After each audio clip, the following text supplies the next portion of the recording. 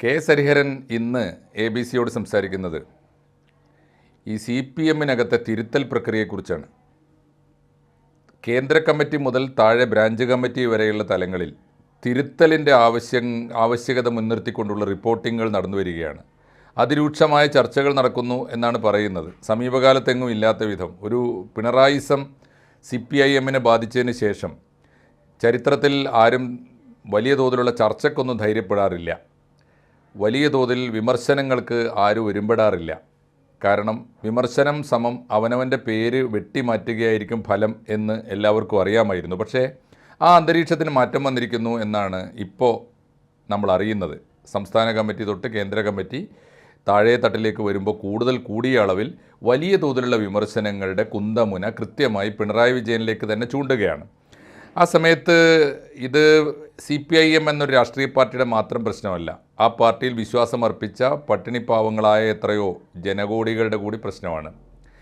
ഒരർത്ഥത്തിൽ കേരളത്തിൻ്റെ ഭാവി, കേരളത്തിൻ്റെ ഇന്നത്തെ വർത്തമാന അവസ്ഥയിലേക്ക് കേരളത്തെ എത്തിച്ചതിൽ നല്ല പങ്കുവഹിച്ച ഒരു പാർട്ടി എന്ന നിലയിൽ ആ പാർട്ടി കേരളത്തിൻ്റെ കൂടി ഭാവിയുടെ ഉത്കണ്ഠകൾ ഉയർത്തുന്നുണ്ട്. ആ സ്ഥിതിക്ക് ഇന്ന് നമ്മൾ ചർച്ച ചെയ്യുന്നത് തിരുത്തൽ പ്രക്രിയ എന്ന് വെച്ചാൽ എന്താണ്, എന്തൊക്കെയാണ് തിരുത്തലിൻ്റെ ഭാഗമായി നടക്കാൻ സാധ്യതയുള്ളത്. ഈ റിപ്പോർട്ടിങ്ങിലെ വായ്ത്താരിയല്ലാതെ, പത്രസമ്മേളനങ്ങളിൽ നടത്തുന്ന ഈ വാചാടോപങ്ങളല്ലാതെ കൃത്യമായി അടിസ്ഥാന പ്രശ്നങ്ങൾ പരിഹരിച്ചുകൊണ്ട് നേതൃമാറ്റം ഉൾപ്പെടെയുള്ള നടപടികളിലേക്ക് പോകാനുള്ള ആർജവമോ പോകാനുള്ള ശേഷിയോ സംഘടനാബലമോ CPIM-നുണ്ടോ എന്നാണ് ഇന്ന് ചർച്ച ചെയ്യേണ്ടത്.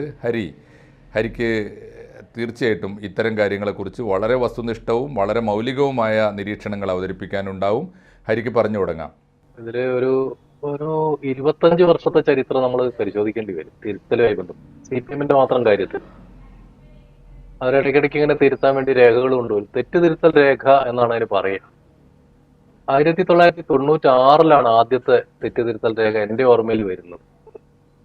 അതില് പാർട്ടിക്കകത്തേക്ക് മുതലാളിത്ത താല്പര്യങ്ങൾ കടന്നു വരുന്നു, വർഗ വിരുദ്ധമായ കാര്യങ്ങൾ വരുന്നു, അരാഷ്ട്രീയത വരുന്നു എന്നൊക്കെയാണ് പറഞ്ഞുകൊണ്ടിരുന്നത്. ആ തെറ്റുതിരുത്തൽ രേഖ ചർച്ച ചെയ്ത് കഴിഞ്ഞാണ് തൊട്ട് പിന്നാലെയാണ് പാലക്കാട് ഒരു കേരള സംസ്ഥാന സമ്മേളനം നടക്കുന്നത്. ആ സമ്മേളനത്തിൽ തൊഴിലാളി വർഗത്തിന്റെ ഉയർന്ന നേതാക്കളായി അതുവരെ അറിയപ്പെട്ടിരുന്ന എല്ലാവരെയും വെട്ടി തോൽപ്പിച്ചിട്ടാണ് തെറ്റ് തിരുത്തിയത്. അപ്പൊ തെറ്റ് എന്ന് പറയുന്നത് 96 തെറ്റ് തൊഴിലാളി വർഗത്തിൽ നിന്ന് ഉയർന്നു വന്ന നേതാക്കളൊന്നും പാർട്ടിയിൽ വേണ്ടെന്ന് തീരുമാനിച്ചാണ്. ആ ഒരു തെറ്റ് അവർ തിരുത്തി.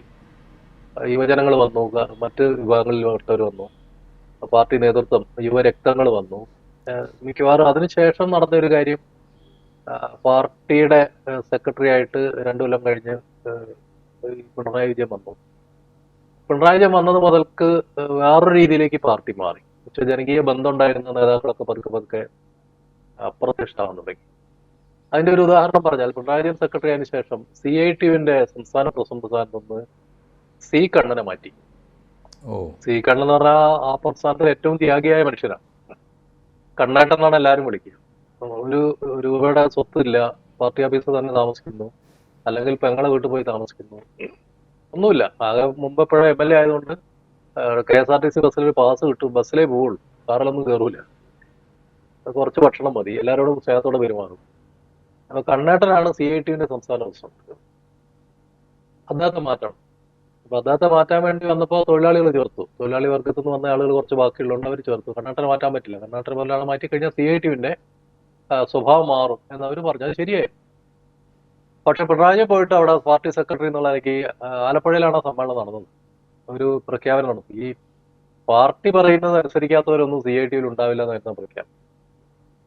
അതോടുകൂടി കണ്ണേട്ടനെ സംരക്ഷിക്കാൻ വേണ്ടി നിന്ന നേതാക്കളൊക്കെ ഒരൊറ്റ മിനിറ്റ് കൊണ്ട് കളം മാറി. കണ്ണേട്ടനോട് പറയാം, കണ്ണേട്ട നമ്മളിപ്പോൾ മത്സരിച്ചാൽ ശരിയാവില്ല. കണ്ണേട്ടൻ പറഞ്ഞ ഞാൻ മത്സരിക്കാം, എന്നെ ഒഴിവാക്കുകയാണെങ്കിൽ ഞാൻ മത്സരിക്കും. മത്സരിക്കുന്ന എനിക്ക് സ്ഥാനം കിട്ടാനല്ല, അത് രാഷ്ട്രീയത്തിന്റെ ഒരു ഉയർത്തിപ്പിടിക്കലാണ്. ഞാൻ ഇത്രയും കാലം ഫൈറ്റ് ചെയ്ത് നിന്നാണ്. അതുകൊണ്ട് എനിക്ക് ഈ പിണറായിയൊന്നും ഒരു പ്രശ്നമല്ല.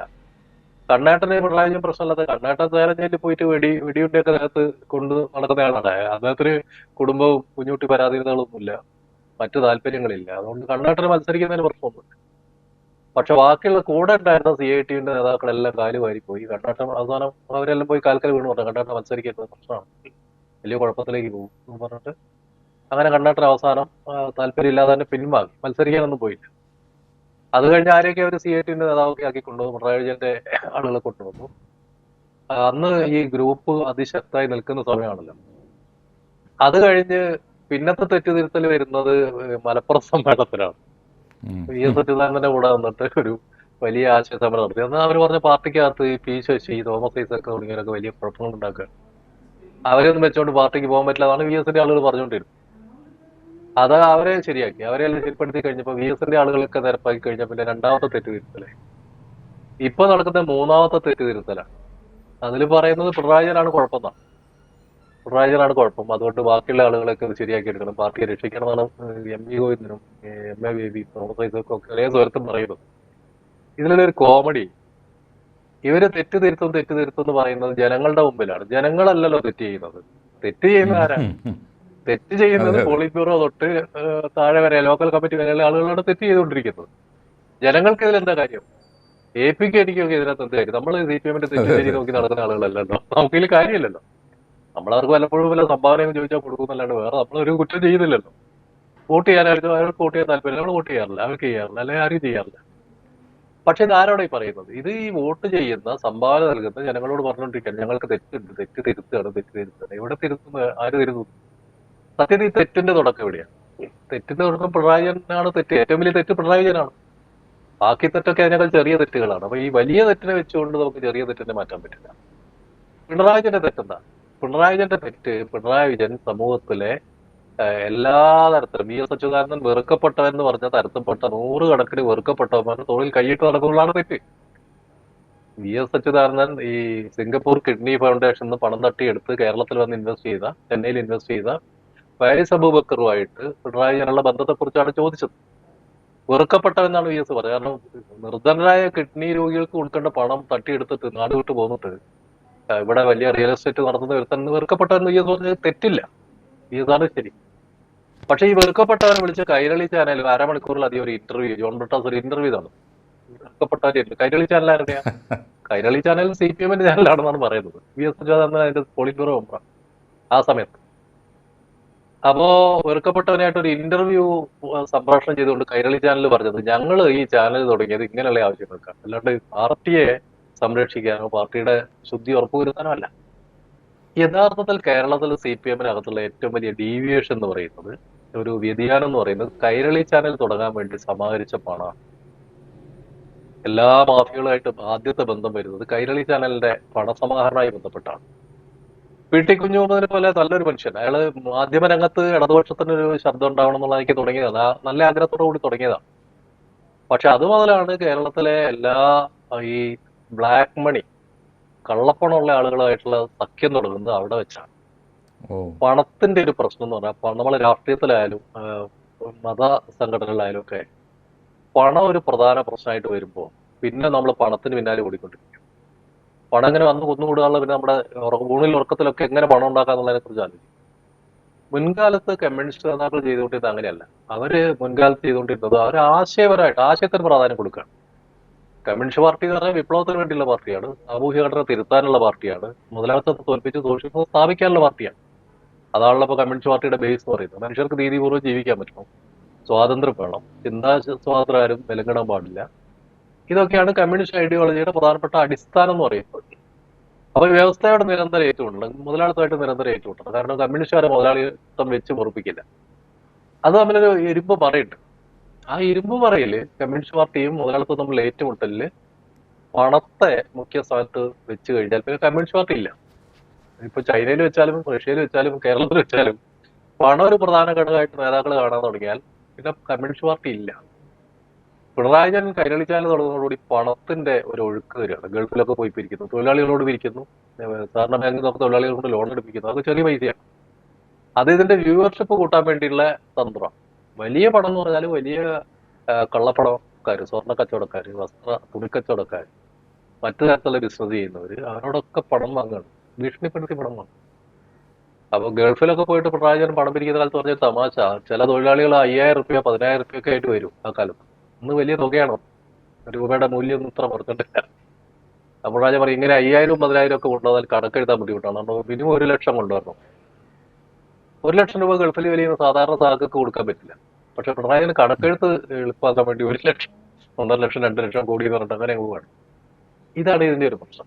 നമ്മൾ വേണ്ട ഒരു കാര്യം, നമ്മുടെ കയ്യിൽ ഇപ്പോൾ ഒരു 10 രൂപയുടെ നോട്ട് വീണുപോയി, റോഡിൽ നടന്നു പോകുമ്പോൾ വീണുപോയി, നമുക്ക് സങ്കടം ഉണ്ടാകും. ചെറിയൊരു സങ്കടം വരും, 10 രൂപയല്ലേ എന്ന് വരും, നമ്മൾ വിടും. അംബാനിയുടെ കയ്യിൽ നിന്ന് ഒരു 10 രൂപയുടെ നോട്ട് പോയാൽ അംബാനി 2 ദിവസം ഉറങ്ങൂല. അംബാനിക്ക് കോടിക്കണക്കിന് രൂപയുണ്ട്, പക്ഷേ ഒരു 10 രൂപ നഷ്ടപ്പെട്ട അംബാനിക്ക് ഉറങ്ങാൻ പറ്റില്ല. 10 രൂപ പോയി, കാരണം 10 രൂപയുടെ കൂട്ടിയിട്ടാണ് അയാളുടെ വരുമാനത്തിന്റെ കണക്കെടുക്കുന്നത്. നമുക്കത് പ്രശ്നമല്ല, അംബാനിക്കും ടാറ്റയ്ക്കും ഉറങ്ങാൻ പറ്റില്ല.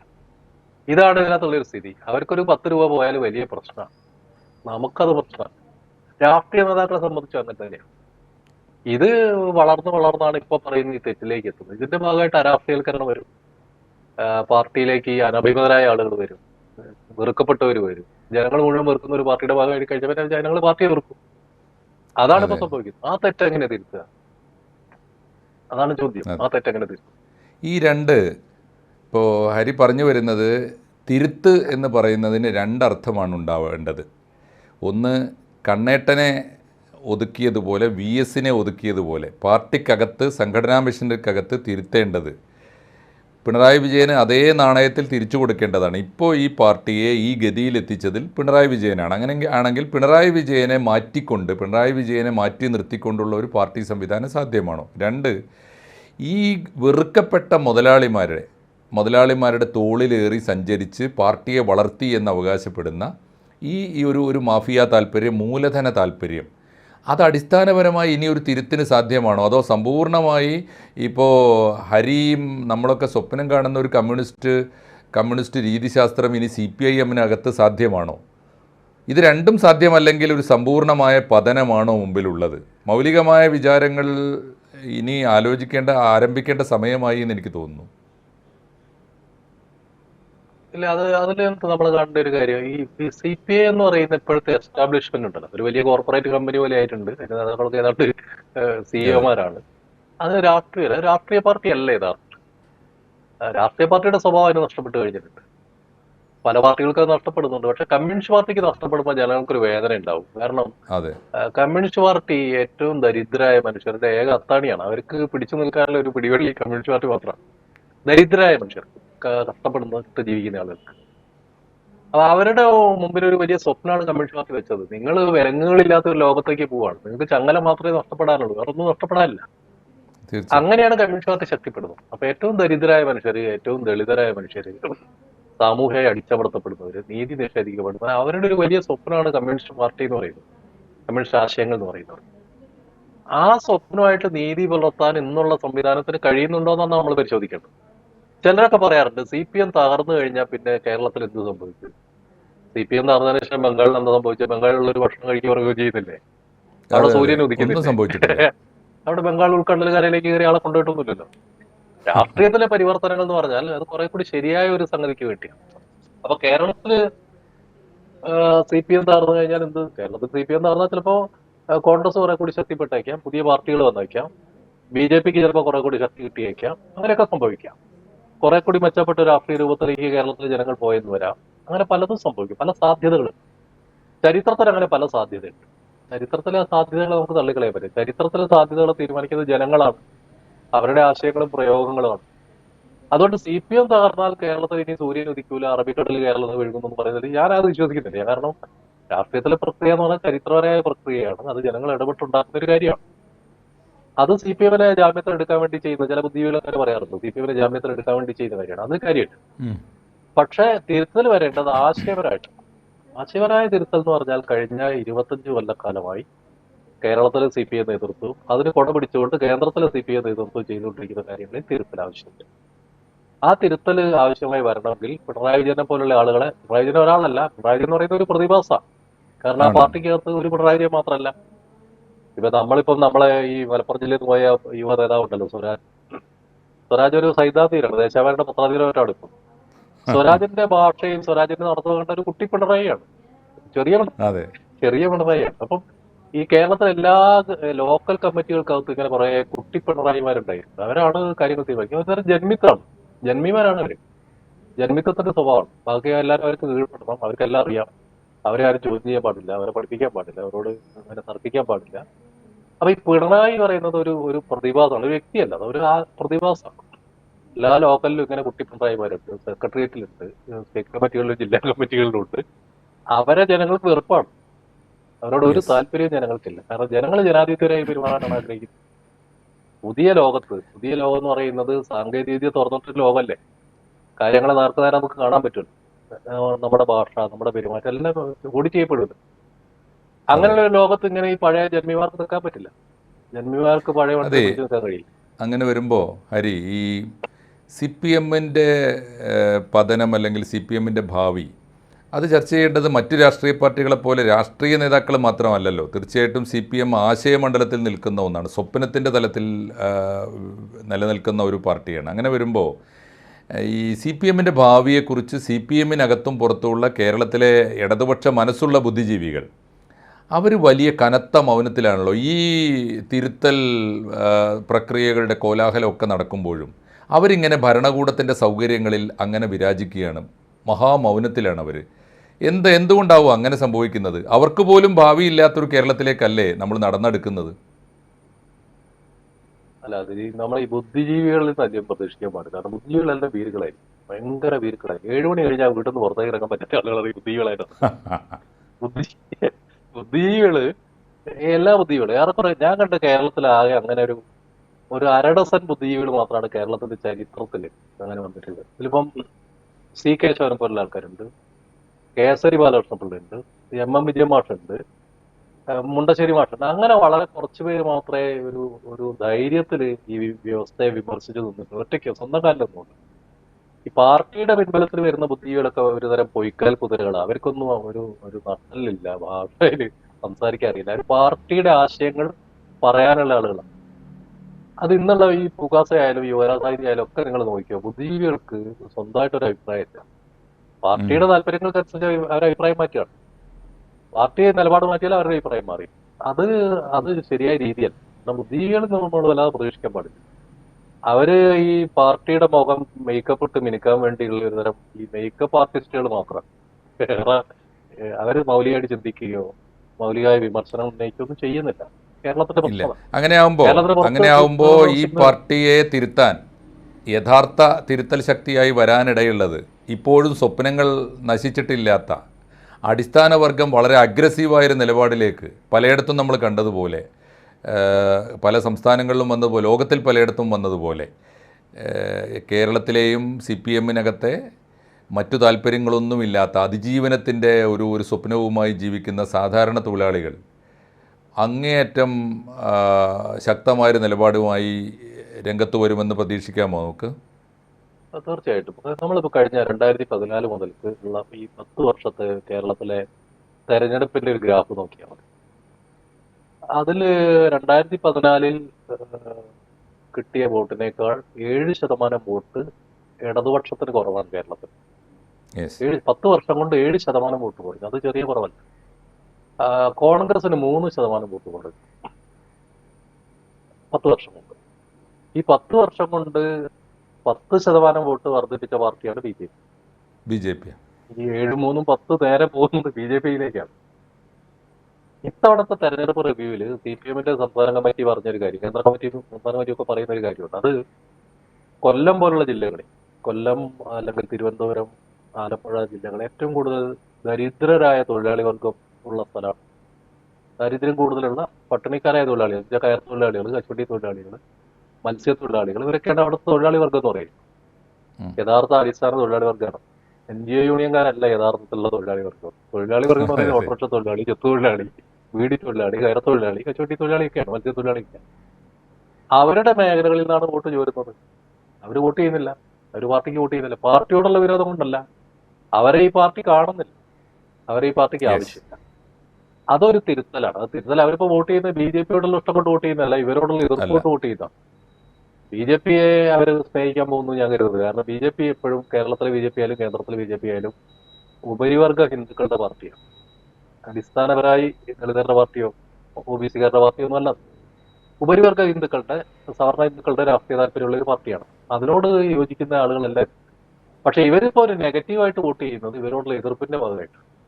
ഇന്ന് അങ്ങനെ വോട്ട് ചെയ്യുന്ന ആളുകൾ നാളെ രാഷ്ട്രീയമായി സംഘടിക്കാൻ തയ്യാറായി കഴിഞ്ഞാൽ കേരളത്തിലെ CPM അല്ല, കേരളത്തിലെ CPM CPI അടക്കമുള്ള എല്ലാ ഇടതുപക്ഷ പാർട്ടികൾക്കകത്തും ഒരു തിരുത്തൽ ശക്തിയായിട്ട് അത് വരുമെന്നാണ് ഞാൻ പ്രതീക്ഷിക്കുന്നത്. പൊളിറ്റിക്കലായിട്ട് അവരുടെ ഒരു സംഘാടനം നടക്കുകയാണെങ്കിൽ അവർ കുറെ കൂടി യെസ്. ശ്രദ്ധിക്കാൻ തുടങ്ങി കഴിഞ്ഞാൽ അങ്ങനെയാകുമ്പോൾ അതിലേക്കാണ് പോവാൻ സാധ്യത.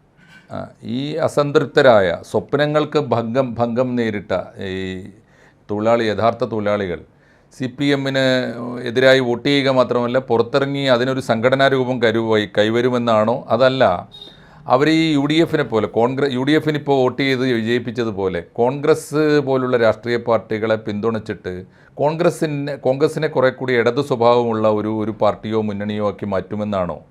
എന്താണ് സംഭവിക്കാൻ സാധ്യതയുള്ളത്? രണ്ട് കാര്യം സംഭവിക്കാം. ഒന്ന്, ഈ പറഞ്ഞ തൊഴിലാളി വിഭാഗങ്ങളിൽ നിന്ന് തന്നെ കേഡർമാർ വരികയും അവരൊരു പുതിയ ഇടതുപക്ഷ പാർട്ടിയിലേക്ക് പോവുകയും ചെയ്യാം. കേരളത്തിലെ കമ്മ്യൂണിസ്റ്റ് പാർട്ടി എന്ന് പറയുന്ന ഇടതുപക്ഷത്തിന്റെ അടിസ്ഥാനം എന്ന് പറയുന്നത് തൊഴിലാളി വർഗത്തു നിന്ന് വരുന്ന വന്ന നേതാക്കളാണ്, കർഷകരിൽ നിന്ന് വരുന്ന വന്ന നേതാക്കളാണ്. ആ ഒരു ചരിത്രപരമായ പ്രക്രിയ വീണ്ടും ആവർത്തിക്കപ്പെടാനുള്ള സാധ്യതയാണ് ഞാൻ കൂടുതൽ കാണുന്നത്. കോൺഗ്രസിലേക്ക് മാറാൻ പറ്റും. കാരണം ചരിത്രമായിട്ട് തന്നെ കേരളത്തിന് ഒരു ഇടതുപക്ഷ മനസ്സുണ്ട്, ഇടതുപക്ഷ അടിത്തറയുണ്ട്. കോൺഗ്രസിന് അത് സ്വാംശീകരിക്കാൻ കഴിയുന്ന ഒരു രീതി കോൺഗ്രസ് സംഘടനപരമായിട്ടില്ല. രാഹുൽ ഗാന്ധി ചില കാര്യങ്ങൾ സ്വപ്നം കണ്ടിട്ടുണ്ട്, ജവഹർലാൽ നെഹ്റു ചില കാര്യങ്ങൾ സ്വപ്നം കണ്ടിട്ടുണ്ട്. അവരുടെ പരിധിയിൽ നിൽക്കുന്ന ഒരു സംഘടനാ രൂപം കോൺഗ്രസിന് ഒരു കാലത്ത് ഉണ്ടായിട്ടില്ല.